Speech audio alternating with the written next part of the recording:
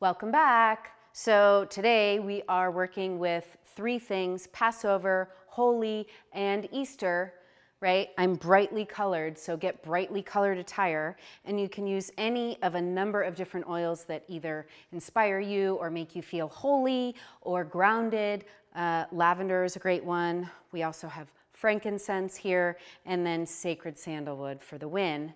Grab your oil. And we are going to work with some Tai Chi today. So join me and thank you very much. Start with your toes together or as close together as is comfortable. And we're going to act like a beater in a mixer. Okay, so we're going to take our knees and our hips and our ankles, and we're going to warm up all of those joints. Let your low back be soft and easy. Okay, so I have a midline that is together like a mermaid tail, like one leg. Go in the other direction. And just check in with yourself right now, today, here. Okay, so that worked like the pelvis down. And now we're going to work the upper body a little bit. So take your feet hips width distance or a little wider, and put your fingertips on your shoulders or as close as you can get them. If you have really big biceps, you're not going to be able to touch them most likely. Anyway, we're just going to spin and twist with our elbows like chicken wings, like chicks for Easter. And you might feel this in your low back. Elongate your back, hug in your abs as you do this, and really allow your upper body to twist. So my pelvis is staying fairly stable. It's moving a little bit, but it's very grounded. I'm grounded through my feet. And find your breath. Find your holy breath. Okay. And then just drop the arms. Roll the wrists. Bring the feet together and breathe. Okay, we're going to do chair. So I'm going to show you guys that from the side. You can bring your feet together or they can be a little bit wider if that's more comfortable. And tucking under, okay, we're going to work with some Tai Chi today. A little bit extra, a little bit more than the last video. So lean yourself back, right? Find your weight in your heels, almost to the point of falling backwards, but there is a point where there is stillness. There is a point where you feel like you don't have to do work, where you are just there hanging in the balance. That's where we want to be with all of this work. Raise your arms up, not so far that you jut your ribs out and your butt back, but just enough, and then sit down and back and maintain the elongation in the spine even as you do that. And breathe. And maybe your chair is here today, maybe your chair is here today. Lift your toes up off the ground. Breathe. You can look down at the ground. Keep the curl in the low back. And then press through the heels in the midline and then just let the arms cascade down. Cool. That's a lot of work, right? It is. Okay. But it was a lot of work doing everything that was done by all of the people that came before us to allow us to get to this place. So we can put a little work in. That's okay. Okay. Tai Chi. So Dantian we know, right? Fingers in the belly button, thumbs in the belly button, and then fingers rest down onto the abdomen. What I want to teach us is prayer wheel, which seems appropriate given the holidays that we're celebrating. So prayer wheel. So we have to do this stance first. So look at my feet. So my hips are square. I took my one foot forward and it's at a slight turnout, and then my other foot is underneath me at a slight turnout. Okay, so if my legs were like this underneath my hips, they'd be at about 45 degrees. But then just slide one foot forward. to a point where you feel when you bend your knees like you are still stable. So you want to have weight evenly distributed between the front and the back leg, okay? So this is called bow stance, okay? So that's what we're going to work with today, bow stance. And again, I want to curl my abdomen, or I want to curl my low back under so my abdomen is flat and broad. And if I had a spotlight, it would come right out and directly parallel to the ground. So if you're too tipped forward, then your spotlight's going to point at the ground. Rarely are people too tipped backward and your spotlight would be up at the sky or something, but you want it straight out. All right, settle into this position and breathe with me. And then begin, don't worry about the arms, just begin with the legs to bend and feel what that feels like. So I am bending my front leg and I'm making sort of a little bit of a loop this way. So you can picture a train and the wheels of the train. That's essentially what I'm doing with my body. And adjust the distance between your feet as needed. So don't stay in a position that feels uncomfortable or awkward for you. Adjust your feet.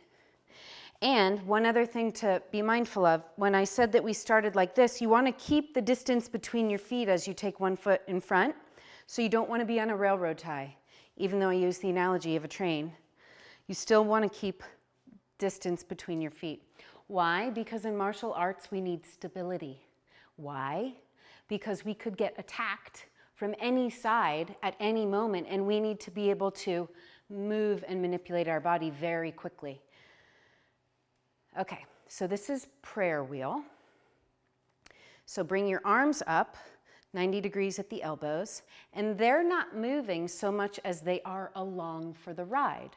So I'm not actively pumping my arms, but they're here. And why are they here? So that they can be ready to get in on the action if somebody were to attack me. Okay. Now we're going to work with reverse prayer wheel.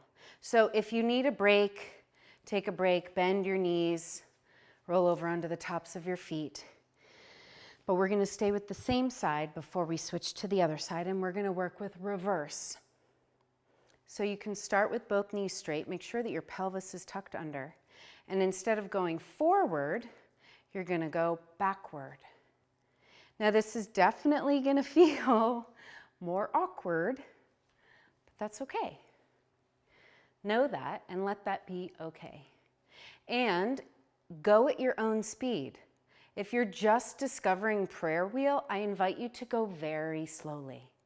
Very slowly is where we learn, right? In bodywork, we have an expression, and in other things, I feel like this can be applied to all of life. Never too deep, only too fast. And so I feel as though when we are learning things, it's really a matter of breaking them down into their constituent parts and learning each part slowly. So there's no shame in going slowly. All right, so reverse prayer wheel. You can bring your elbows up. And there's a looseness, right? I'm not like rigid. We'll do this 2 more times. And then just let that soften. Come back to center. And we're going to work with the other side. So your feet are at a 45-degree angle. They're underneath your hips. Then just bring one foot forward and the other foot back. And again, you want width between them so you're stable and you're grounded. And find a comfortable distance, adjust as necessary, and begin with forward movement. So try and keep your pelvis level here. Don't do too much of this when you're doing prayer wheel. You want this stable so that if I were carrying a tray of cocktails or some such, Easter eggs, they wouldn't really just like tip and tip and tip. You want them to stay level. Okay, how's it going?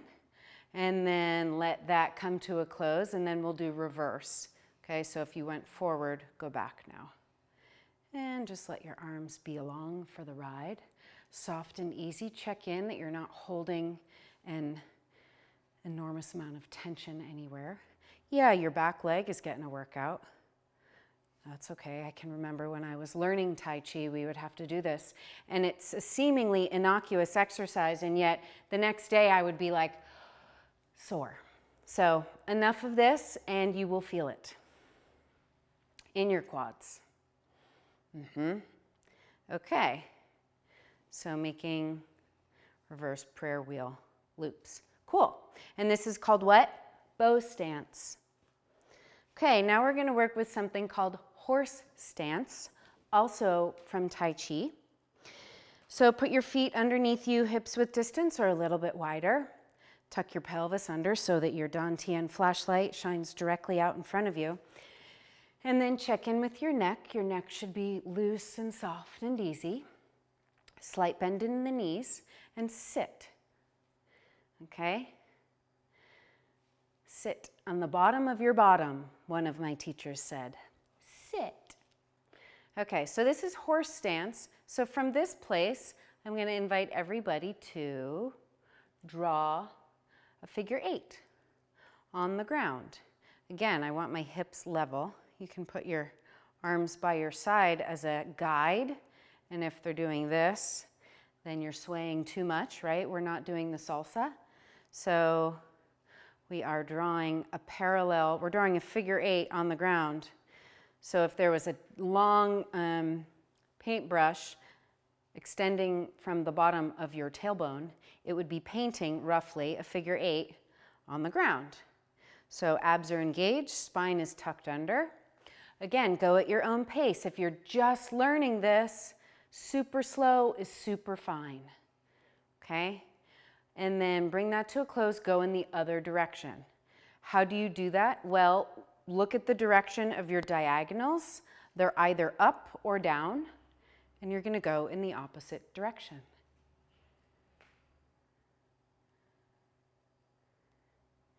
So staying with that, soft and easy. And this is called what? Horse stance. Okay. So we'll stay in horse stance and find soft bend in your knees. You're rooted through your feet and your spine is tucked under so your abdomen is broad and flat. And you have your flashlight that's shining out. And then just roll your shoulders. So we're in a Tai Chi stance, and then we're going to track a few more things in the body so that we're in like a full Tai Chi stance, and then go the other way. Have you noticed my New Orleans shirt today? Yeah, well, Saints shirt. And they lost, and that's okay. We still love Drew Brees. Okay. All right, little side to side, checking in with your low back. Stability and low back and core are probably 3 of the most important elements in Tai Chi. So we have the lower body, right? The ribs are in, flashlight.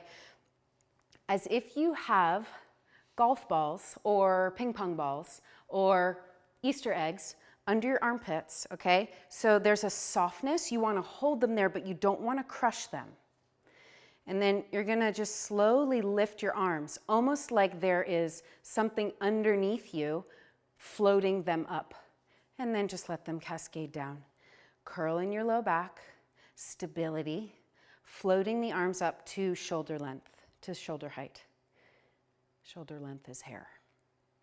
Okay, floating up.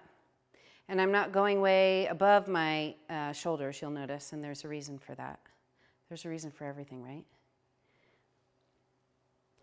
Okay, so floating the arms up. Good. These are all essential elements to putting a Tai Chi practice together. So floating. And then lean over to one side as you float your arms. Keep floating as you lean back through center and over to the other side. So there's a little bit of dance involved in martial arts, which really is just coordination, which really is just, again, breaking it down into its simplest parts and then learning how to put them together. So coordination. synchronization. All right, and then leave the arms by the side, and then just float from side to side on the legs.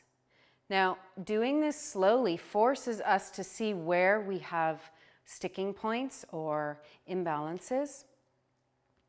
And I want us to stop at 50-50 in the center. Keep a small bend in the knees, keep the tailbone tucked under, breathe. Opening the chest. One more time, if you have your essential oil, bring your hands up to your face and inhale. And then just let the arms come down. Okay, so the lower body should feel very warmed up at this point. I want us to work with weight transfer here. It's one of the most important things in any martial art and in yoga and in life. So we're starting at 50-50. Move one side 60-40, 70-30, all the way to 100, and then can you just take that foot off the ground? So 100-0. And breathe here. And then place that foot down, pouring the weight slowly but surely, 10-90, 20-80, etc., over through the other side so that it comes to 0-100. If 0-100 is not working for you, stop at 30-70, okay? Listen to your body. This is all about be nice to you year.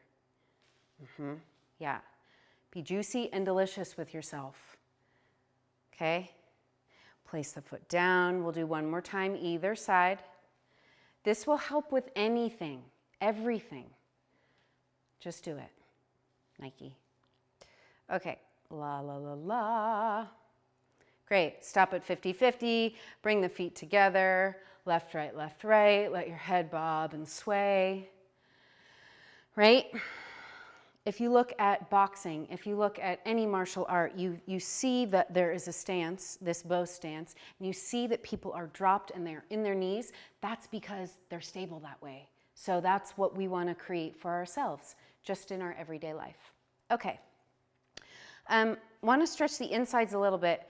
If you're comfortable, go ahead and take a seat on the floor. And if you're not comfortable on the floor, then you can sit in a chair, and I'll give you a modification for that, okay?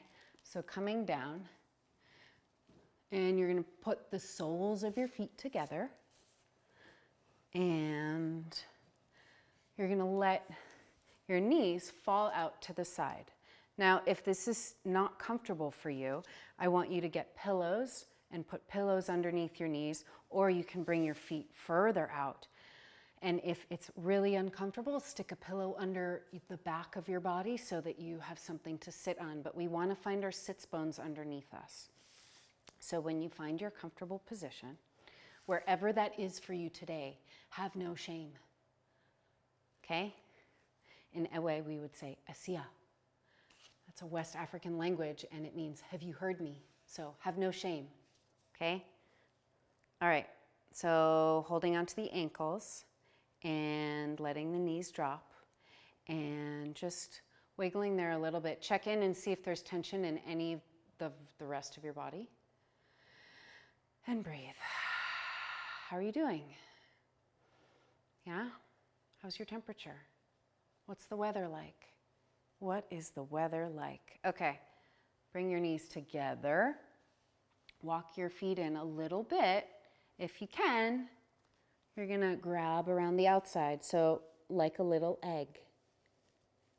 And then tip back just so that you can take your toes off the ground. So you're balancing on your sits bones, and then tip forward and let your feet fall. And then undo your arms, cross them the other way.